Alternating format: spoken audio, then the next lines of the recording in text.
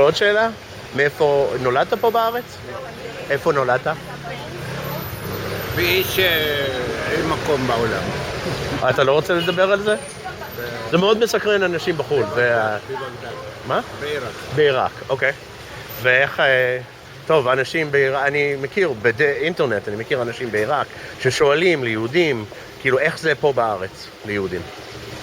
זה תראה, יהודים, מה זה יהודים? יהודים זה אנשים שכל אחד מאיפה שבא יש לו את המנטליות שלו, יש לו את השפה שלו, וזה קשה מאוד. פה רק הגיל השני, נכדים שלנו, הנינים שלנו, יכול להיות שהם יהיו פעם אחד עם. עכשיו אין עם. אתה לא מרגיש כעם? לא. לא? אתה מתגעגע לבגדד? לפעמים. לא לבגדד של היום, בגדד של... לא, ברור. טוב. טוב, אם לא הייתה עכשיו מלחמה, היית חוזר לחיות שם? לא. אוקיי. היית חוזר לבקר? לבקר משהו אחר, לבקר בטח. כן. תראה, כל אחד זה המוצא שלו, איפה שהוא נולד, תמיד הוא זקוק, מתגעגע לאיפה שהוא נולד. כן, ברור. אבל המצב הוא השתנה. בעניין הזה היה לפני 70 שנה, עכשיו לא קיים. אני יכול ללכת לשם, לא שום דבר מה שהיה. מאוד יכול להיות, כן, נכון. כל העולם השתנה. אוקיי. אז למה באת? למה באתי? היית ילד כנראה, או... זו שאלה פוליטית. שאתה לא רוצה להיכנס לזה? אני אכנס לזה. אוקיי, בסדר, אפשר. אני אכנס לזה. תגיד מה שאתה רוצה. שלום. שלום. אנחנו באנו ב-51, בערך 130,000 יהודים.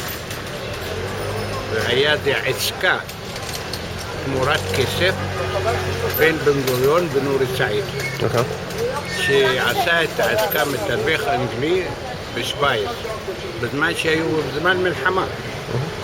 מכרו פשוט מאוד, מכרו אותנו לישראל. ישראל הייתה אז, ב-51 הייתה צריכה זקוקה לחיילים ולפועלים. ואנחנו, הביאו אותנו פה, פועלים וחיילים. אז ככה הרגשת? לא ככה הרגשת, זה היה מציאות ככה. אוקיי. בדיוק היה. אנחנו חיינו שם, אם לא היה ישראל קמה או לא היה עסקה, היינו נשארים עד עכשיו יכול להיות. בלי סדאם. אז אתה מצטער שבאת? אז הייתם מצטער, לא עכשיו. אוקיי. אז הייתם מצטער. אז מה השתנה? יש הבדל פה, אנחנו עכשיו התאקלמנו. אוקיי. אני חייתי שם 17 שנה, היום אני חי 60 שנה, 70 שנה. איך אתה רוצה שאני... נכון.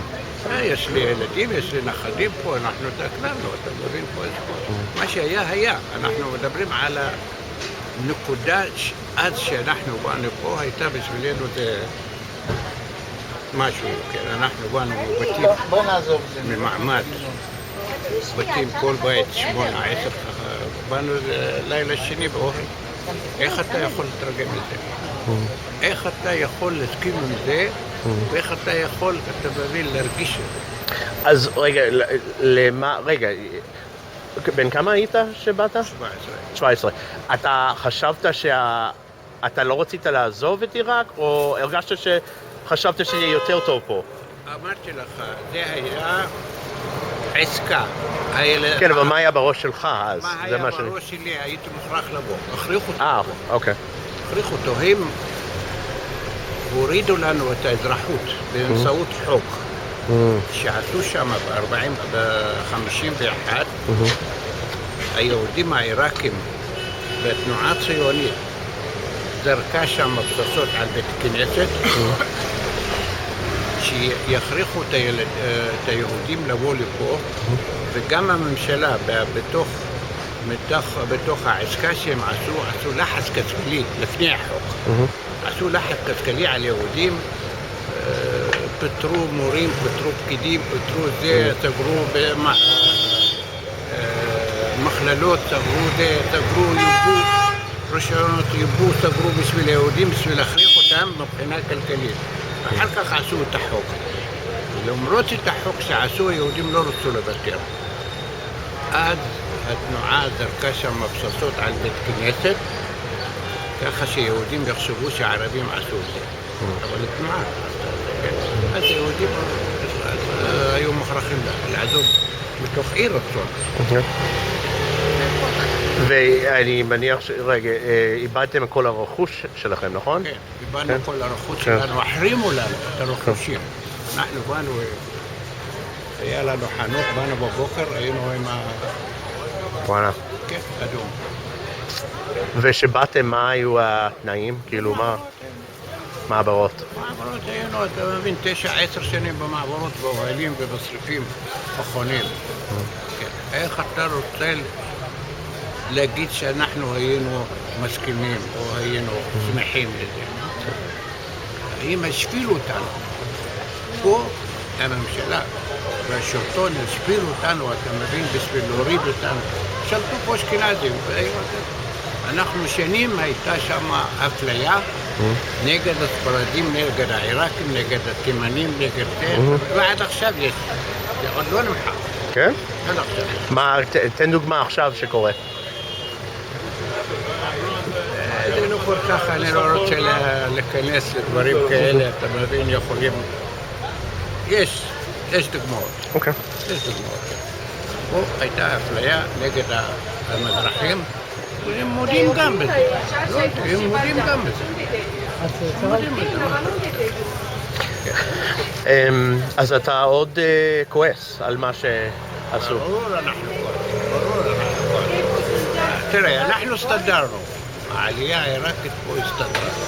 וזה שבאו אנשים עם השכלה, עם עבר מסחרי, כן, הם הסתדרו פה בארץ, הסתדרו יפה מאוד, על אף כל מה שהם, הסתדרו יפה. אוקיי. אפשר לשאול למי אתה מצביע היום? אני מצביע שמאל. כן? כן. כן, זה לא רגיל, אנשי... למה? שמאל. אז כנראה לא מערך, לא... שמאל. אבל לא אגיד לך מי שמאל. יש מערך, יש מרץ, יש אחרים, יש בלתי מפלגתיים, יש אורי אבנרי, יש... בכל אופן, לא הממשלה הזאת שמתקוטטים ביניהם על כיסאות, כן, ומחמיצים הזדמנויות, אתה מבין, של שלום, אתה מבין, עם הפלסטינאים. האמריקאים עשו הכל הרבה עכשיו בשביל להביא אותם לשולחן, מצרים, בשביל לשמור על הכיסאות שלנו. נתניהו, בשביל לשמור על הכיסא שלו, לא מוכן לעשות שום. יש שטחים, יש פה עם. עם מגיע לו מדינה שלו, מגיע שטחים, אנחנו כבשנו שטחים לפני 47 שנים. אתה יכול בתור מישהו שהיה גר עם מוסלמים, ערבים, יש הרבה פלסטינאים שרוצה שזה יהיה תל אביב, יהיה מדינה, כאילו הכל יהיה מדינה אחת, אז שלא יהיה מדינה יהודית, שזה יהיה מדינה של גם פלסטינאים וגם של יהודים. לא, זה תשמע, זה היה לפני החלוקה, ב-47 באום, אז היה דיון מה צריכים לעשות. אז היו הצעות באום, אתה מבין, על מדינה אחת, לא הלך. אנחנו היהודים רצינו מדינה, הייתה פשרה בין המעצמות לחלק חלוקה. זה ידע עכשיו התשבת, זה לא כזה. פה צריך פה שני מדינות. אתה פה חי במזרח התיכון, מסביב יש מיליונים של ערבים, אתה חייב, וחוץ מהחייב אתה מבין להתגשם עם המצב הזה ולחיות עם הערבים. אנחנו עכשיו מפסידים. יש טיפשות, ממשלות טיפשות. יש פה אוצרות טבע, נפט, אנחנו היינו צריכים בתל-אביב להשתלם על כל נפט של ארצות ערב. הבנת? אם היה עושה עושה בשביל השטחים בתנחליות, אנחנו עושים, יש לך נפט, אתה מבין, בעיראק, בעיראק היה נפט בא לחיפה. לפני קום המדינה היה נפט בא לחיפה. יש לך ארצות ערב, יש לך זה, יש לך מסחר, שוק ענק של ערבים. היינו יכולים לעשות מסחר, לא צריכים לאירופה ולא צריכים. זה פשוט, בשביל לשמור על השטחים ועל התנחליות, אנחנו מפסידים. כן. אם אתה יכול להציע לאנשים, גם בחו"ל או גם פה, מה לעשות, שיהיה שלום, מה אתה אומר? מה אנשים צריכים לעשות? אנשים צריכים, הממשלה צריכה לעשות קודם כל שלום עם הפלסטינאים, להחזיר את השטחים ולהכיר במדינה פלסטינאית בגבולות 67 עם ירושלים חלוקה, זה שלהם וזה שלנו. יש פה 200-250 אלף ערבים בירושלים. איך אתה יכול, אתה מבין, להגיד להם אתם שייכים לישראל? חוץ מזה, גם ירושלים, באום, בממשלות, כל הממשלות בעולם, לא מכירים בירושלים שזה בירת ישראל. עדיין לא מכירים. אתה יודע, אין פה אף שגרירות בירושלים. למה? ירושלים נשארה מדינה בינלאומית עד שיהיה פה שלום והסכם בין הפלסטינאים. אם אנחנו נחזיר השטחים עד הגבולות 67, נכיר במדינה פלסטינאית, יהיה שלום, אתה מבין, גם עם ארצות ערב וגם קודם כל עם הפלסטינאים, אז יהיה מצב אחר. מה אנחנו מפחדים? אתה מבין, ביטחון, אנחנו כל הזמן מדברים על ביטחון של ישראל. ישראל היום מעצמה. מפחדים מהפלסטינאים, אין להם מעצמה. אנחנו מעצמה, זה סתם סיפורים. בשביל לדחות את השלום, בקעת הירדן, זה סתם סיפורים. טוב, מספיק לך זה?